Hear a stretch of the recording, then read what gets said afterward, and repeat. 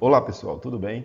Eu sou o professor Bruno Clayton, responsável pela disciplina de Probabilidade e Estatística, e hoje nós estamos gravando essa videoaula, nossa segunda videoaula, que está relacionada aí ao capítulo 2 do nosso e-book, do e-book da disciplina, que tem como título Como elaborar uma análise exploratória de dados e estimar os parâmetros.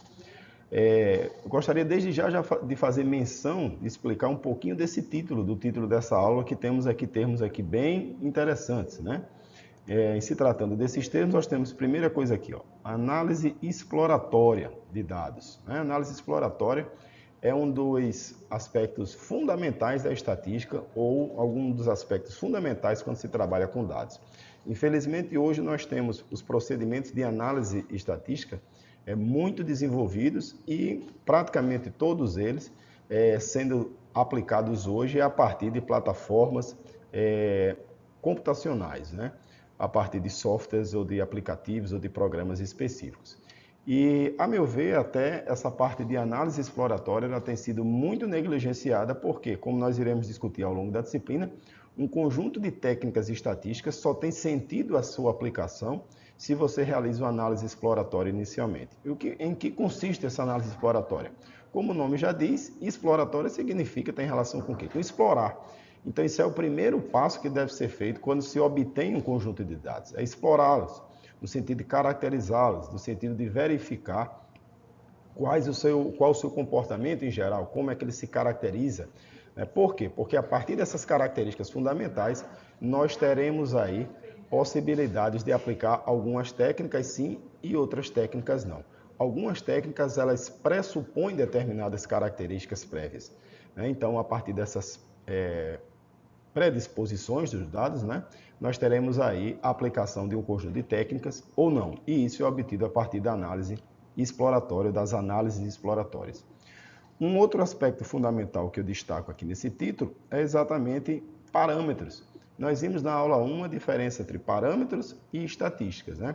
Parâmetros relacionados aos dados populacionais e estatísticas relacionadas aos dados amostrais. Os primeiros relacionados ao todo e os segundos relacionados a uma parte, ou seja, a amostra. Então, estimar tem uma relação muito importante na estatística, né? Faz parte daquilo que se chama de estatística inferencial, e é uma área, um campo bem interessante de desenvolvimento, que você tem um conjunto de técnicas também. Então, esses três termos aqui são chaves nessa aula. Destaco também que essa é, para mim, especialmente, a aula principal da nossa disciplina. Essa aula, aula 2 e aula 3. Por quê? Porque o conjunto de técnicas fundamental da disciplina está presente aqui nessa aula 2, nessa parte de análise exploratória.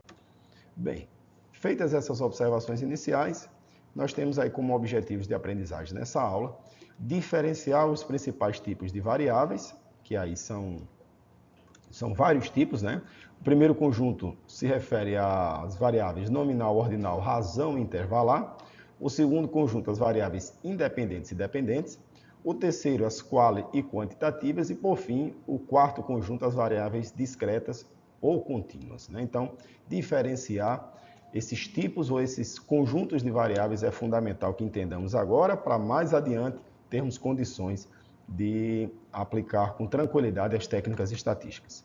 Segundo ponto, distinguir e calcular as medidas de tendência central específicas a essa aula, né? Porque existem outras medidas, outros conjuntos de medidas, dentro, por exemplo, das medidas de posição. Existem as medidas de tendência central, as medidas separatrizes, que são dois conjuntos dentro de um conjunto maior. Nessa aula especificamente, nós iremos tratar ou enfatizar, na aula eu até me recordo agora, que fala das medidas separatrizes, mas nós não iremos especificar muito na nossa disciplina essas medidas, que são os quartis, os percentis, e eu gostaria que vocês dessem ênfase nessas três medidas aqui, média, moda e mediana. Mais adiante nós iremos distingui-las. Temos aí um terceiro objetivo, que é interpretar os resultados dos cálculos envolvendo as três medidas de tendência central, distinguir e calcular especificamente os desvios estatísticos, que no material tem vários, e eu desejo que vocês consigam manipular, calcular e interpretar com tranquilidade ao menos dois, que são os principais, a variância e o desvio padrão. E, por fim, interpretar esses resultados. Então, sempre na nossa disciplina, a gente não vai enfatizar só o cálculo, porque entendemos que a nossa disciplina ela tem como função para vocês não só o contexto de operacional de cálculo, mas sim de uma aplicação, né? A estatística na área das engenharias e arquitetura é utilizada como um instrumento de tomada de decisão. Então, você realiza um cálculo para se tomar mais adiante uma decisão de forma mais embasada, né? De forma mais consolidada. Contextualização. Nós colocamos essa figurinha aí que ela resume fundamentalmente de que trata essa nossa aula, né? Nós temos alguns termos realmente, na verdade todos os termos aí estão em língua inglesa, mas aqui nós temos aqui o termo exploratório, temos aqui o termo análise, temos aqui o termo dados, visualização, definições, sumarização, dentre outros tantos termos que vão exatamente resumir aquilo que essa aula vai tratar, que são os aspectos iniciais de diferenciação de tipos de dados, passando pela parte de um conjunto de medidas de caracterização, chamadas também de medidas de síntese, que são as medidas de tendência central, e nós vamos finalizar aí nas medidas de dispersão, que tem o objetivo de analisar a variabilidade, homogeneidade, heterogeneidade de um conjunto de dados. Ok? Tipos de medidas estatísticas. Eu criei esse mapa mental, eu sempre gosto muito dessas figuras, desses recursos visuais, né, desses recursos em linhas gerais, porque do ponto de vista de fixação é bem interessante. Então nós temos aqui, eu conjuguei, concatenei aquele conjunto, aqueles 4 conjuntos de variáveis, na verdade, nessa figura. Então nós temos aqui uma primeira subdivisão, variáveis quali e quantitativas. Na aula 1 eu disse, quebrando paradigmas em relação à população, que população nem sempre se refere a pessoas em estatística. Do mesmo jeito, qualitativa em geral, certamente vocês devem pensar aí, se refere a quê? Qualidade de alguma coisa. Nem sempre, nem toda variável qualitativa, ela está relacionada à qualidade de algo. Nem sempre. Na verdade, na maioria dos casos, as variáveis qualitativas não estão relacionadas à qualidade de algo. Essas variáveis qualitativas, elas são entendidas como variáveis categóricas, ou seja, aquilo que eu estou medindo, a variável especificamente, ela é medida, as opções que eu tenho para essa variável não são numéricas, são opções que nós temos categóricas, né? Ou seja, eu uso termos, eu uso palavras, expressões para medir alguma coisa, ou seja, a variável. Que esse procedimento de medição não necessariamente está relacionado a avaliar a qualidade de algo. Okay? Nós iremos especificar mais adiante. E temos aqui as variáveis quantitativas. Essas sim são medidas de forma numérica. Então, diferença fundamental aqui, diferença entre elas, entre qual e quant.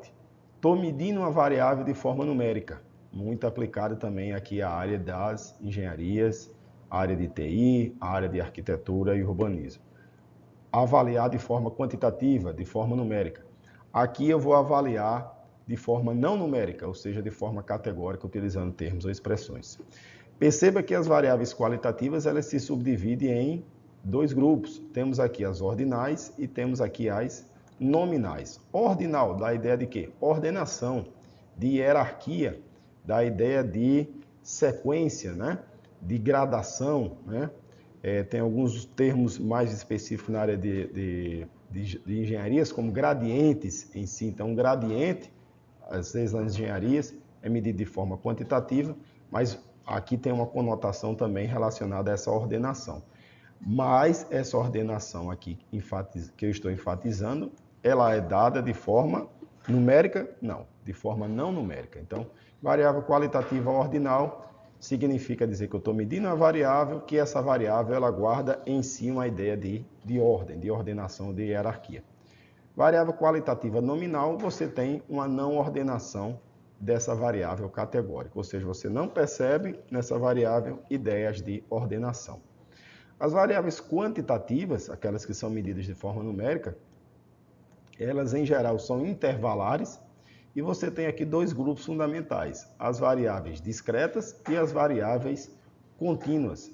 As variáveis discretas nós temos como variáveis que são medidas de forma numérica, por quê? Porque são quantitativas, mas elas admitem valores limitados dentro de um intervalo possível de dados. E geralmente as variáveis discretas elas são entendidas ou descritas como possibilidade somente de números inteiros.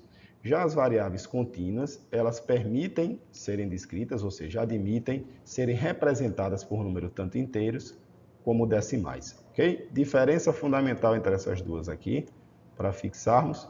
Uma, em geral, é medida somente a partir de números inteiros, a outra, em geral, é medida a partir de números inteiros e números também decimais. Até poderíamos fazer uma relação aí com conjuntos numéricos, né? Essa daqui pertencente ao conjunto dos números naturais, ou inteiros, conjuntos inteiros, e essa aqui pertencente ao conjunto dos números reais. Poderíamos até fazer essa relação. Outro mapa mental aqui que nós citamos é exatamente a divisão de variáveis entre dependentes e independentes. Perceba que no slide anterior nós fizemos uma conjunção de vários tipos ou subconjuntos de tipos de variáveis. Nós juntamos ali qual e quant. Dentro de qual e quant diferenciamos discreta e contínua dentro de quant, diferenciamos ordinal e nominal dentro de qual. Então juntamos algumas coisas. Mas não dava para a gente ter colocado esse tipo de essa outra forma de classificar os tipos de variáveis dentro daquele quadro. Então criei um quadro específico, um mapa mental específico para esses tipos de medidas estatísticas. Então variáveis aqui dependentes ou variáveis independentes. É uma outra possibilidade de classificação. O que são variáveis dependentes? Como o próprio nome já diz, são variáveis que dependem de uma outra variável. Ou seja, o comportamento dessa variável ela é função de uma outra, né? Em termos estatísticos ou em termos de notação científica, geralmente essas variáveis são identificadas por variáveis y.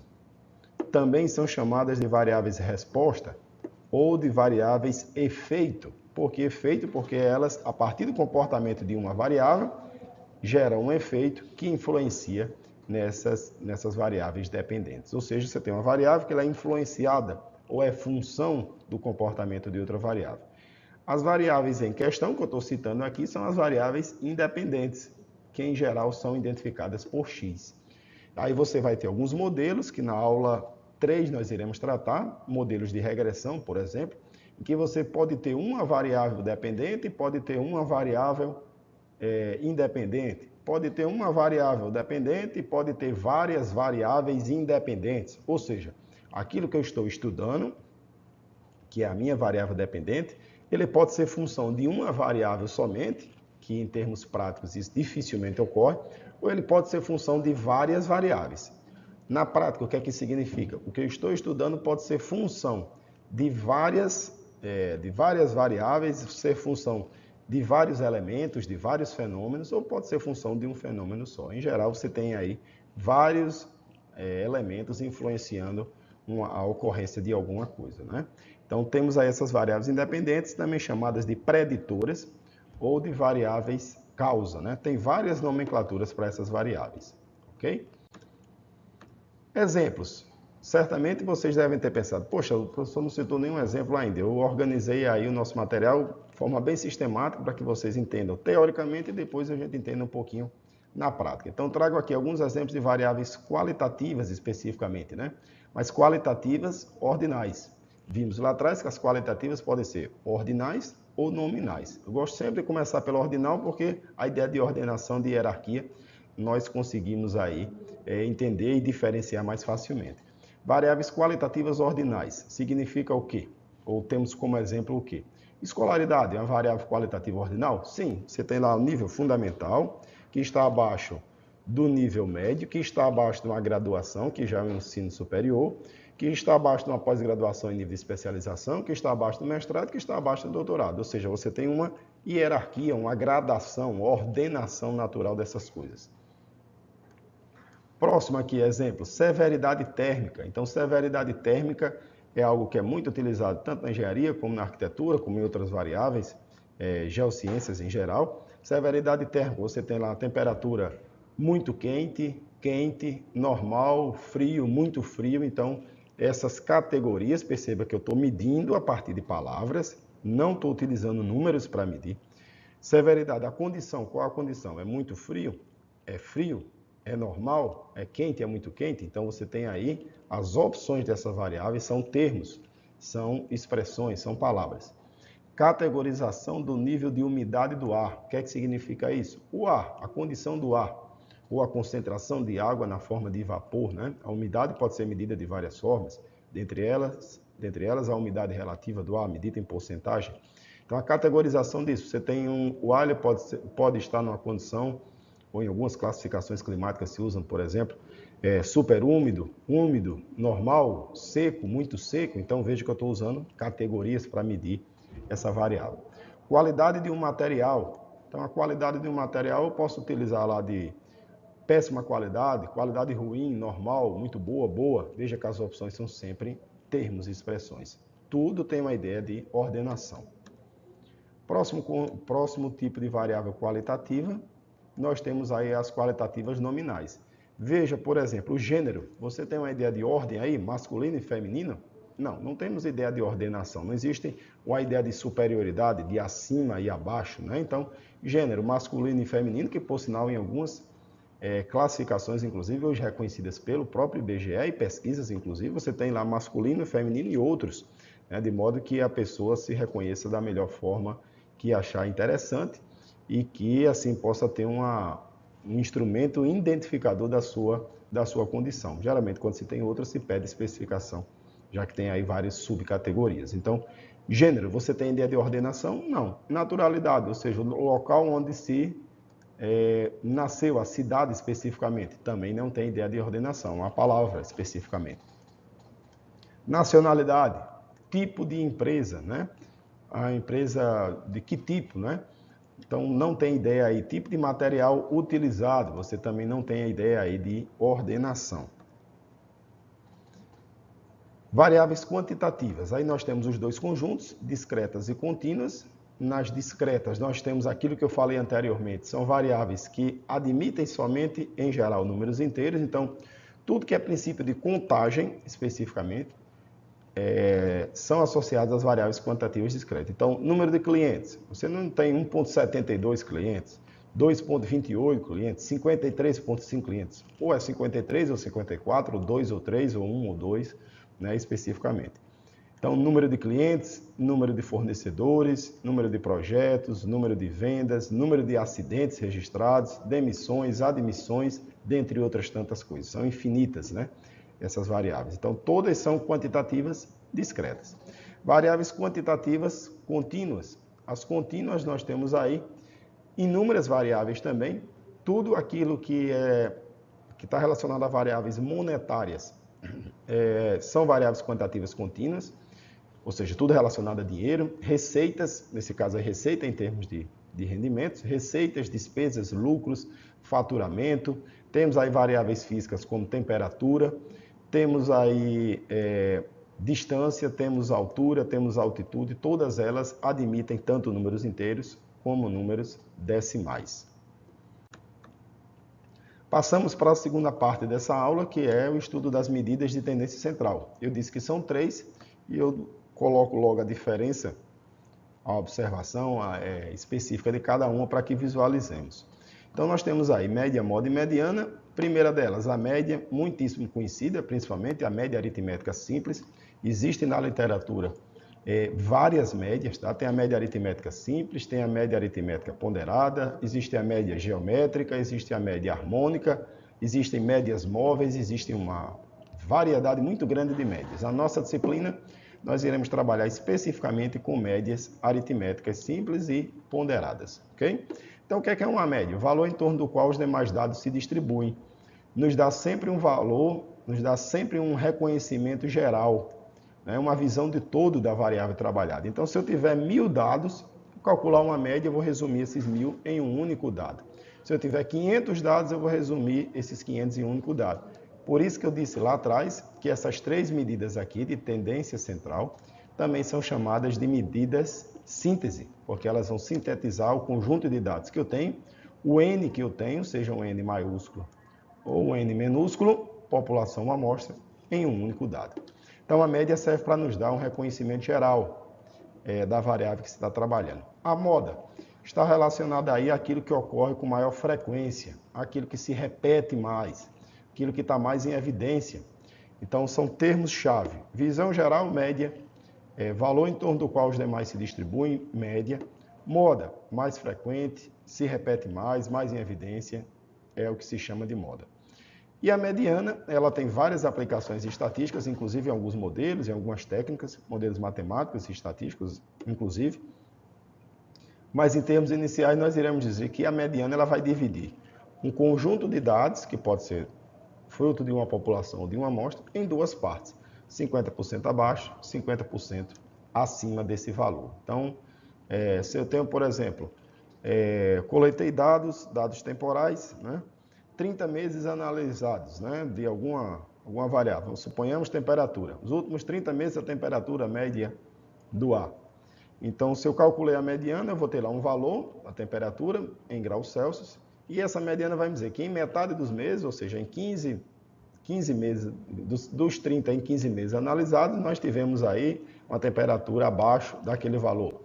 E em 15 meses dos total de 30 analisados, tivemos a temperatura acima. Então, a mediana divide em duas partes iguais a série de dados em questão, ou conjunto de dados em questão. Temos aí a média, especificamente, algumas características dela, só encontrada para vários, só é obtida em variáveis quantitativas, ou seja, só se calcula dados para variáveis numéricas. Bastante sensível a valores extremos. O que são valores extremos? Nós temos uma sequência de dados, por exemplo, 1, 2, 3, 4, 5. Os extremos dessa série aqui, quem são? 1 e 5. Não porque eles estão na posição inicial e final, mas sim porque eles representam o mínimo e o máximo. Então, se eu tenho aqui oscilações do mínimo e do máximo, do mínimo ou do máximo, quando eu calculo uma média, a média é muito sensível, significa dizer que ela é muito influenciada por essas variações dos extremos. Se eu aumentar aqui, dessa sequência aqui, a média aqui seria 3 dessa série de dados. Se eu colocasse aqui 50, mexesse somente nesse último dado aqui, a média já seria totalmente diferente. Por quê? Porque ela é muito sensível aos valores extremos. Vocês me perdoem a questão da escrita aí, viu? Que esse nosso app aí que nós estamos rodando essas videoaulas é bem sensível. Se todos os valores da variável adicionadas pelo mesmo número, se todos os valores da variável são adicionados pelo mesmo número, a média aritmética é aumentada por esse número. Então, isso daí é uma característica fundamental da média, né? O que é que está dizendo? Se naquela sequência 1, 2, 3, 4, 5, se eu aumentar uma unidade em cada 1 mais 1, 2 mais 1, 3 mais 1, 4 mais 1, 5 mais 1, o que é que nós teremos? Que no final das contas a média aritmética será aumentada por esse número. Então, a média aritmética, ao invés de 3, nós teremos 4. Quem quiser pode, inclusive, testar aí em casa. Se todos os valores da variável são multiplicados, agora multiplicados e não mais somados, pelo mesmo número, a média aritmética ela é multiplicada pelo número. Então, se for somado, se for, no caso, adicionado, os valores da variável são multiplicados. Então, 1 vezes 2, 1 vezes 3, 1 vezes 2, 2 vezes 2, 3 vezes 2, 4 vezes 2, 5 vezes 2. No final das contas, o que é que teremos? Que a média aritmética é multiplicada por esse número. Então, a média que eu tinha antes, multiplico por esse número, eu terei a nova média. São características importantes. Inclusive, tem questões de concurso que caem fundamentalmente, não são dados, inclusive, os dados em geral, e pede-se só em cima dessas características das médias. Aí eu trouxe um exemplozinho bem simples para dados não agrupados, tá? O que é que são dados não agrupados? São dados que não apresentam frequência. Então, nós temos o que aí? Nós temos uma série de dados, número de colaboradores, distribuídos aí de janeiro a maio em uma determinada empresa, e uma segunda variável aqui, poderíamos chamar isso aqui de x, e essa outra variável aqui chamada de y. X, número de colaboradores, y, despesas. Então, calcular a média, soma-se todos esses valores, somatório aqui deu 60, dividido pela quantidade de meses aqui em questão, são 5, 60 sobre 5 igual a 12. Significa dizer que, em média, a empresa teve 12 funcionários por mês, né? Nesse período analisado. A moda eu disse que está relacionado àquilo que ocorre com maior frequência. Então, observe aqui que nessa série de dados nós tivemos aqui somente o 10 se repetindo. Então, significa dizer que a moda é exatamente o que é igual a 10. O que é que significa essa moda igual a 10? Significa dizer que o número de colaboradores mais frequentes ou mais recorrente na empresa para esse período foi de quanto? 10 funcionários. Vê que é diferente da média. Tá? A mediana. O que é que precisa fazer fundamentalmente? Questões em geral, se erra a mediana, se erra na verdade a questão por desconhecimento exatamente de como se calcula a mediana. O que é que precisa fazer inicialmente? Ordenar os dados. ROL significa ordenar de modo crescente ou decrescente. Então, os dados aqui estão na sua ordem natural, certo? Como foram coletados. Para calcular a mediana, o que é que eu preciso fazer? Ordenar os dados, colocar em ordem. Por que o 10 apareceu aqui duas vezes? O 10 apareceu duas vezes porque na série ele apareceu duas vezes também. Então, ordenando os dados, eu vou fazer o quê? Observar qual o valor que está no centro da série. Quem está no centro, ó, divide aqui em duas partes iguais, é exatamente a nossa mediana. Se eu tivesse um sexto valor aqui, 13, se eu tivesse aqui, por exemplo, 17. Vou adicionar aqui para termos um número par de dados. Como é que a gente faz nesse caso? Temos agora aqui, ao invés de 5, 6 dados, né? O nosso n menos o nosso n é igual a 6. Desafio desse lápisinho de escrever aqui. 6 dados, o que é que nós fazemos agora? Ao invés de... Deixa eu só colocar o 16 aqui. Ao invés de procurar somente um valor, quando eu tenho uma quantidade par de dados, eu tenho que identificar, eu coloco em ordem, os dois centrais. O que é que eu faria? Somaria os dois e dividia por 2. Então, 11 mais 13 dá 24, sobre 2 daria 12. Né? Então, se eu tiver uma quantidade par de dados, ordeno os dados, soma e divido por 2 e encontro a mediana. Ok? Só para a gente ter uma ideia em termos de leitura, o que é que significa isso dizer aqui, a mediana? Que em metade dos meses a empresa teve menos de 11 funcionários, em metade dos meses a empresa teve mais de 11 funcionários. Passando para a terceira e última parte aí da nossa aula, chegamos às medidas de dispersão ou dos desvios estatísticos trazidos no material. Lá tem vários, tem o desvio absoluto, tem o desvio médio, tem a variância, tem o desvio padrão. Eu vou querer especificamente que vocês enfatizem esses dois aqui, variância e desvio padrão. É o que de mais se utiliza na literatura, em trabalhos científicos, técnicos, profissionais em geral, são essas duas medidas. Se quiserem se aprofundar um pouquinho, não é nada difícil, procurem no YouTube em geral, no Google em geral, ou poste lá no nosso ambiente virtual, ficaremos muito felizes, mas não cobraremos essa parte de coeficiente de variação. Mas também é a terceira medida mais utilizada e bastante útil, facílima de calcular. Desvio médio e desvio absoluto são um pouco menos utilizados, úteis para fins bem específicos, mais específicos do que os outros dois. Então, nós temos que as medidas de dispersão, elas irão avaliar exatamente a variabilidade, a homogeneidade, a heterogeneidade. Então, por exemplo, se eu estou pensando lá eu quero saber a seguinte coisa, a temperatura, pegando lá como exemplo a temperatura de novo. A temperatura do ar, ela variou muito ou pouco? Ela variou quanto nos últimos meses, nos últimos dias, nos últimos anos? Né? Então, se eu quero observar isso, eu vou utilizar ou empregar as medidas de dispersão e não mais as medidas de tendência central. Por exemplo, anterior, que nós estávamos trabalhando, será que o número de funcionários lá, de colaboradores, variou muito? Variou pouco? Quanto que variou? Quanto que variou em média? Vou usar essas medidas de dispersão. Ok? Então, aqui eu trouxe um exemplo gráficozinho aí para que nós venhamos a visualizar especificamente. Aqui nós temos aqui a distribuição em anos. Aqui eu tenho duas variáveis, precipitação. E aqui eu tenho precipitação acumulada em milímetros, precipitação média em milímetros. Duas formas de se medir precipitação. E aqui eu tenho, na verdade, aqui eu tenho um eixo X, eixo Y e eixo Z. Né? Esse dado aqui, que é essa reta, nós temos aqui a representação da precipitação média. Né? Precipitação média. E as colunas aqui, esse gráfico de colunas, representa exatamente a precipitação acumulada anual. Então, se você observar aqui, eu poderia calcular e se tratando desse gráfico, a variação ou desvio, variação e desvio é a mesma coisa, a variação ou desvio da precipitação anual, ou seja, de dado ano, acumulado em certo ano, para a precipitação média. E assim eu fazer um por uma. Então, isso que eu estou fazendo aqui graficamente, isso chama-se os desvios.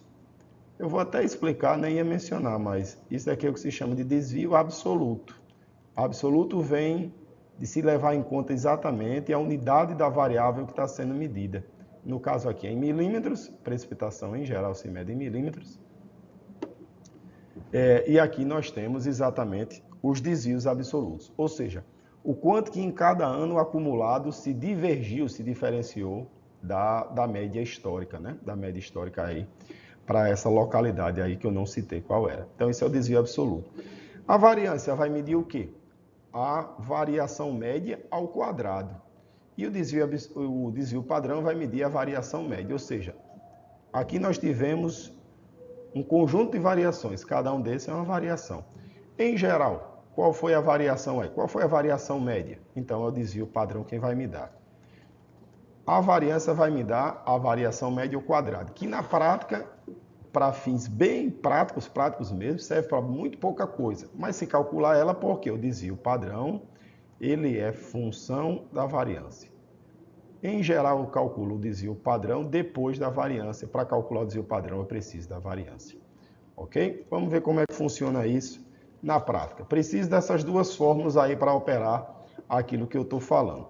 No material de vocês, atentem bem. Até colocar aqui um grifo aqui específico. No material de vocês vai ter lá somente N aqui no denominador. Somente N. Mas já faça essa observação na videoaula, nos nossos materiais, orientações complementares, sempre considere N-1. Por quê? Porque nesse caso aqui está se calculando o que nós chamamos, se considerar só N, variância populacional. E em geral se calcula a variância amostral. Então a variância populacional, ele é dado por sigma ao quadrado.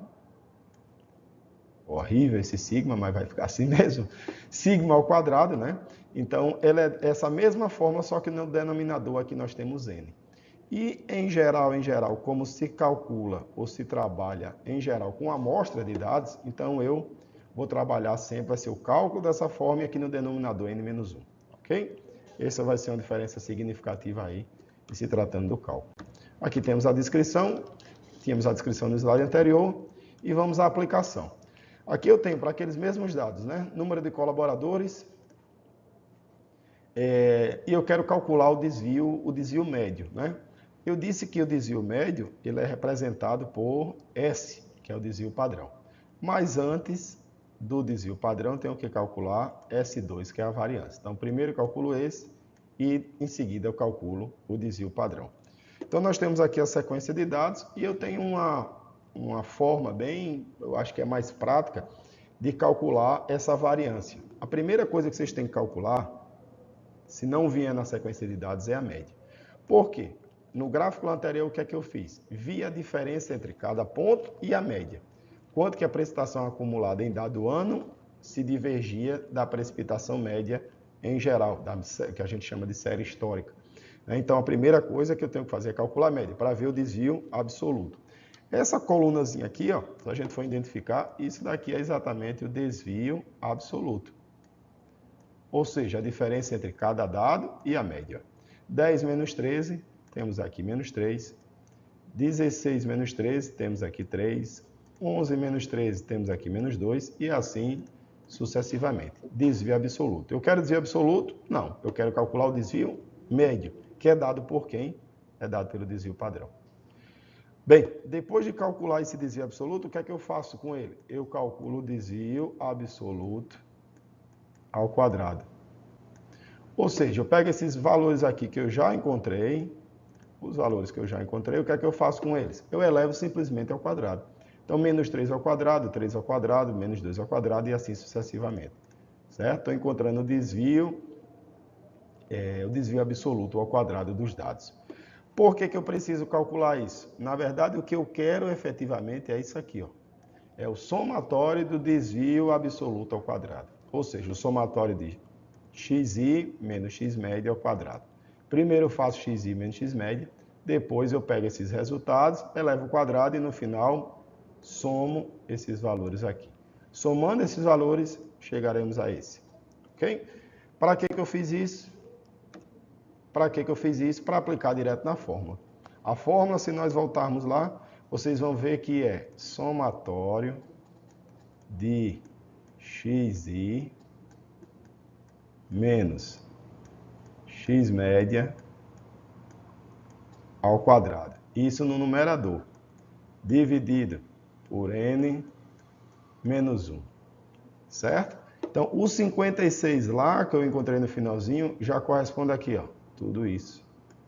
Certo? Então, fica fácil. Para cá, eu só trago ó, o somatório dos desvios absolutos ao quadrado e divido. Por que 6 aqui? Porque tem dados lá de janeiro a junho. Acrescentei um dado em relação àqueles primeiros. Então, 6 menos 1, 5. Então, desvio,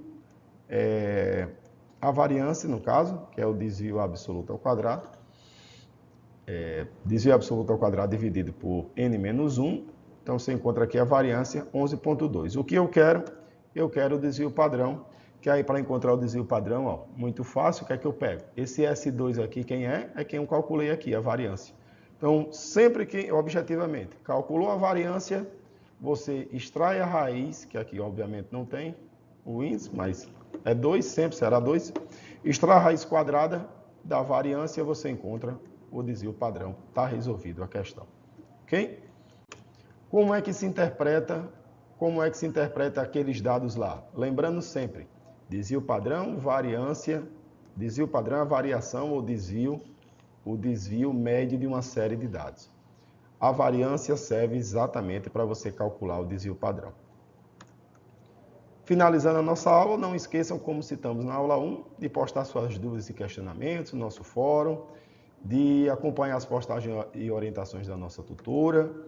Não esqueçam de realizar as leituras dos materiais obrigatórios, inclusive os complementares. Não cito aí, mas de acumular também conteúdos. E também sempre citamos aí de realizar os agendamentos necessários. Agendamentos de atividade, de avaliações especificamente. Ok, pessoal? Bons estudos e estamos à disposição no nosso ambiente virtual. Tudo de bom.